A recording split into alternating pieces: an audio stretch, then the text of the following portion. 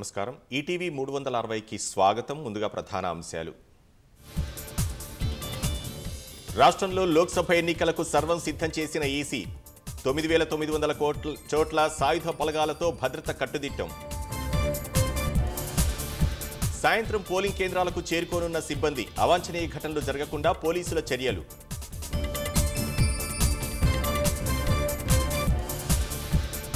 Vote వేసేందుకు సొంతూళ్లకు వెళ్లిన ఆంధ్రప్రదేశ్ వాసులు జనంతో కిక్కిరిసిన పలు బస్టాండ్లు, రైల్వే స్టేషన్లు.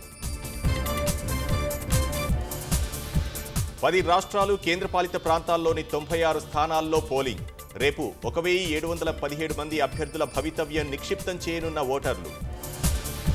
అదృశ్యమైన 20 రోజుల తర్వాత కనిపించిన నీలేష్ కుంభాని 2017లో కాంగ్రెస్ మోసానికి బదులు తీర్చుకున్నానన్న సూరత్ అభ్యర్థి.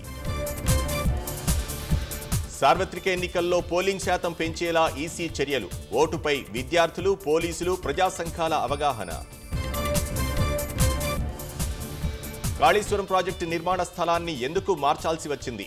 మాజీ ఈఎన్సీ నుంచి వివరాలు సేకరించిన జస్టిస్ పిసి ఘోష్.